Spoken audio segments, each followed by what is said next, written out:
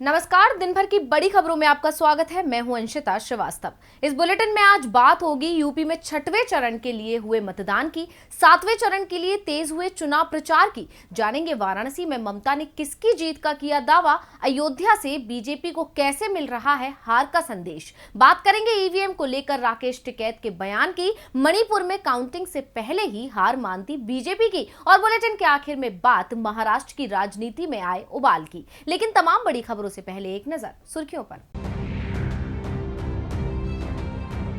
वाराणसी में अखिलेश यादव के road show को नहीं मिली प्रशासन की इजाजत। 4 मार्च को रोड शो निकालने की सपा ने मांगी थी इजाजत, प्रशासन ने किया इनकार। बीजेपी के रोड शो को मिली मंजूरी, सपा समर्थकों में नाराजगी। मनी लॉन्ड्रिंग केस में बढ़ी नवाब मलिक की मुश्किलें, 7 मार्च तक ईडी की हिरासत में भेजे गए महाराष्ट्र सरकार के मंत्री नवाब मलिक।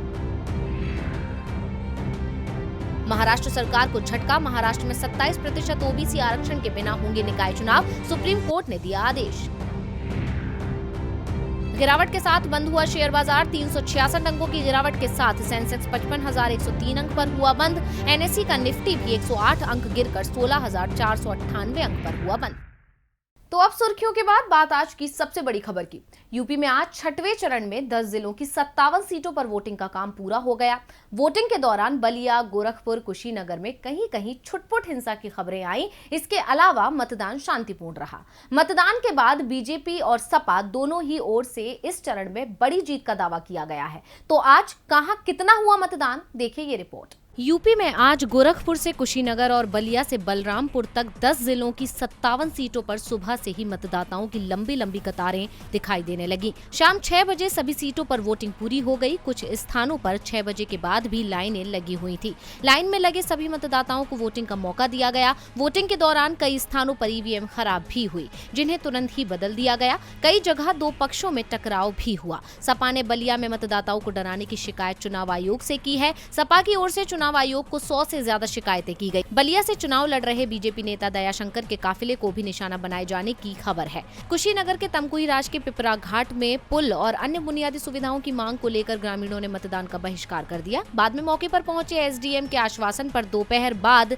यहां मतदान शुरू हुआ। 6वें चरण में 57% से अधिक मतदान हुआ। अम्बेडकर नगर जिले में सबसे ज्यादा 62% और बलरामपुर में सबसे कम 51% के लगभग वोटिंग हुई है। इसके अलावा कुशीनगर में 58, गोरखपुर में 57, देवरिया में 54% मतदान हुआ है। बलिया में 55, बस्ती में 57, महाराजगंज में 60, संत कबीर नगर में 54.62 और सिद्धार्थ नगर में 53% से अधिक वोटिंग का अनुमान है। अकबरपुर विधानसभा सीट पर सबसे ज्यादा 64% मतदान हुआ है, जबकि उतरौला में सबसे कम 49% वोटिंग हुई है। गोरखपुर शहर पर 54% से अधिक वोटिंग हुई है। यहाँ से योगी आदित्यनाथ चुनाव लड़ रहे हैं। कुशीनगर के फाजिल नगर सीट पर करीब 58% से ज्यादा वोट पड़े हैं। यहाँ से सपा के स्वामी प्रसाद मौर्य उम्मीदवार हैं। इसी जिले की तमकुही राज में भी 58% वोटिंग हुई है। तमकुही राज से कांग्रेस प्रदेश अध्यक्ष अजय कुमार लल्लू चुनाव लड़ रहे हैं। यूपी में अब 9 जिलों की 54 सीटों पर वोटिंग बची हुई है। जिन जिलों में मतदान होना है उसमें सपा चीफ अखिलेश यादव का संसदीय क्षेत्र आजमगढ़ और पीएम मोदी का संसदीय क्षेत्र वाराणसी भी शामिल है। चुनाव प्रचार में सभी दलों ने अपनी पूरी ताकत झोंक दी है। बीजेपी, सपा, कांग्रेस और बसपा नेताओं ने बड़ी बड़ी सभाएं कर विरोधियों पर निशाना साधा। तो कहां किस दल ने दिखाया दम, देखिए ये रिपोर्ट। यूपी में 7वें चरण के प्रचार का शोर 5 मार्च को थम जाएगा। इससे पहले यूपी में खेला करने के लिए सभी सियासी दल अपना पूरा दम पूर्वांचल में लगा रहे हैं। योगी के गढ़ गोरखपुर में बीजेपी की राह मुश्किल करने के बाद सपा प्रमुख अखिलेश यादव अब मोदी के गढ़ यानी वाराणसी पहुंच चुके हैं। और इस बार अखिलेश अकेले नहीं है, बल्कि यूपी में भी खेला करने के लिए अखिलेश का साथ देने के लिए पश्चिम बंगाल की मुख्यमंत्री ममता बनर्जी भी पहुंच चुकी है। बीजेपी को मात देने के लिए अखिलेश यादव लगातार बीजेपी पर बयानों के तीर छोड़ रहे हैं। वाराणसी के जिस गांव को प्रधानमंत्री जी ने गोद लिया था, उस गांव का प्रधान का चुनाव भी भाजपा का प्रत्याशी हार गया।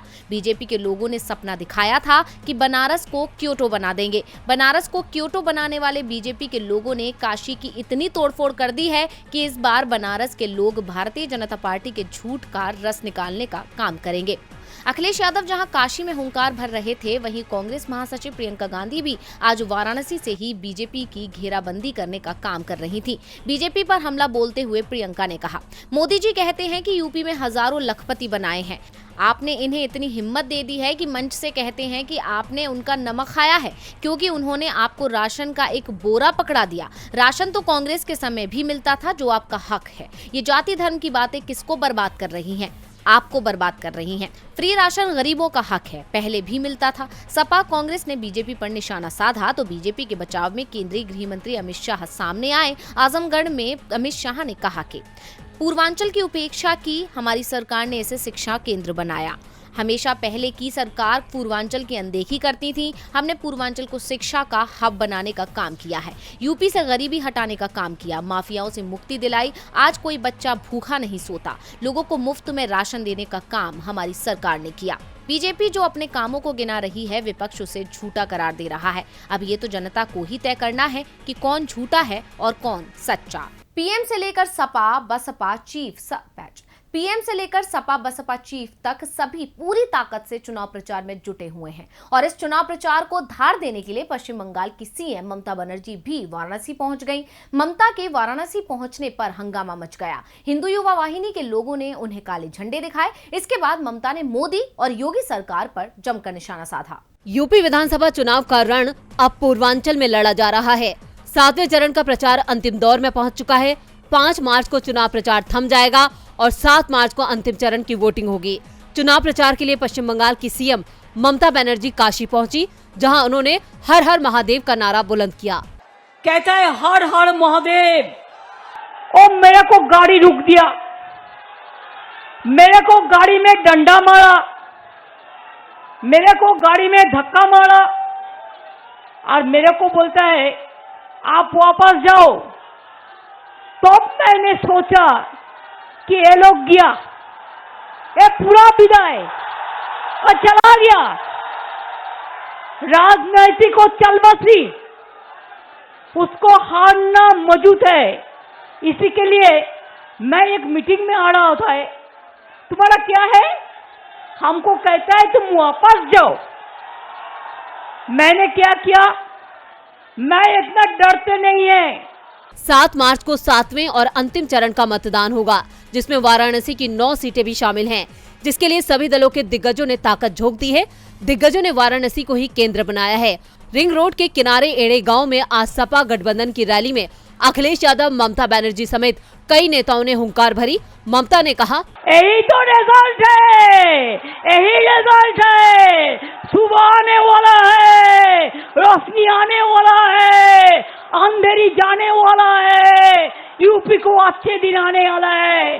देश को बीजेपी को विदाई लेना है। आप इसको ऊपर भरोसा करो, ठीक है? तो काशी में ममता की मौजूदगी से पूरे बीजेपी खेमे में हलचल मची हुई है। ममता ने सीएम योगी को भी आड़े हाथों लिया और कहा कि योगी सरकार ने एंटी रोमियो स्क्वाड बनाकर बहनों की बेइज्जती की है। योगी सरकार ने कोविड में लोगों की मदद नहीं की। लोग पैदल चलते हुए रास्ते में मर गए। यहाँ लोगों के शवों को गंगा में फेंक दिया गया, लेकिन उनकी सरकार ने शवों को निकालकर उनका दाह संस्कार करवाया।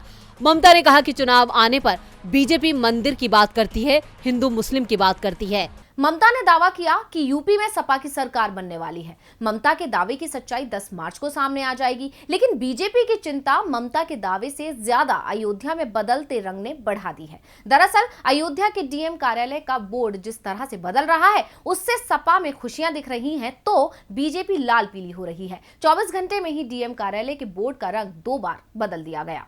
यूपी में विधानसभा चुनावों के ऐलान से 1 महीने पहले पीएम मोदी सीएम योगी आदित्यनाथ के गढ़ गोरखपुर पहुंचे थे। यहां पर सपा पर तंज कसते हुए उन्होंने कहा था, लाल टोपी वालों को सरकार बनानी है आतंकवादियों पर मेहरबानी दिखाने के लिए। इसलिए याद रखिए, लाल टोपी वाले यूपी के लिए रेड अलर्ट है, यानी खतरे की घंटी। लाल टोपी यानी खतरे की घंटी, और ये खतरे की घंटी अब बीजेपी कैंप में बज चुकी है, क्योंकि यूपी में इस समय चारों ओर लाल रंग ही दिखाई दे रहा है। चुनावी रैलियों की बात हो या फिर प्रशासनिक अधिकारियों का रुझान, वो लाल रंग में रंगते दिखाई दे रहे हैं। लाल रंग का असर अब अयोध्या भी पहुंच गया है। यूपी में बीजेपी को सत्ता दिलाने में अयोध्या आंदोलन का सबसे बड़ा योगदान माना जाता है, लेकिन अयोध्या से ही बीजेपी की हार के संकेत मिल रहे हैं। दरअसल अयोध्या के डीएम नीतीश कुमार के कार्यालय के सामने पर एक बोर्ड लगा हुआ था। यूपी में योगी राज था, इसलिए बोर्ड का रंग भगवा था, लेकिन चुनावों में जब सपा के पक्ष में हवा दिखाई दी तो इस बोर्ड का रंग भगवा की जगह हरा कर दिया गया। डीएम कार्यालय का रंग बदला तो सोशल मीडिया पर भी बीजेपी की हार के दावे किए जाने लगे। सपा के नेता दावा करने लगे कि अधिकारी मौसम वैज्ञानिक होते हैं, उनको पता लग गया है कि अखिलेश आ रहे हैं और योगी जी जा रहे हैं। बीजेपी नेताओं ने बोर्ड का रंग बदलने का विरोध किया। दावा किया जा रहा है कि बीजेपी की ओर से प्रशासनिक अधिकारियों पर दबाव बनाया गया और बोर्ड का रंग बदलवा दिया गया, लेकिन डीएम कार्यालय का नया बोर्ड देखकर बीजेपी अब लाल पीली होती दिख रही है। दरअसल इस बार बोर्ड का रंग सपा की लाल टोपी के रंग में रंग दिया गया। जी हां, अयोध्या के डीएम कार्यालय का बोर्ड अब हरे से लाल कर दिया गया है, जिसके बाद से बीजेपी कैंप में हताश बढ़ती दिख रही है। प्रशासनिक अधिकारी हवा का रुख पहले ही भांप लेते हैं। ऐसे में क्या यूपी में सत्ता परिवर्तन तय हो गया है? इसका जवाब एक सप्ताह बाद मिल जाएगा, जब ईवीएम का लॉक खुलेगा और नतीजे सामने आएंगे। लेकिन ईवीएम में गड़बड़ी तो नहीं होगी, ये चिंता किसान नेता राकेश टिकैत ने जताई है। तो क्या कहा है टिकैत ने, देखिए ये रिपोर्ट। 3 कृषि कानूनों के खिलाफ 1 साल से ज्यादा समय तक चलने वाला किसान आंदोलन भले ही खत्म हो गया हो और केंद्र की मोदी सरकार ने भले ही तीनों कृषि कानून को वापस ले लिया हो, लेकिन किसानों का जो गुस्सा बीजेपी के खिलाफ खत्म होने का नाम नहीं ले रहा है, क्योंकि मोदी सरकार ने किसानों से किए वादे को पूरा नहीं किया है। ना तो किसानों पर दर्ज मुकदमे वापस लिए गए और ना ही एमएसपी पर कमेटी का ऐलान किया।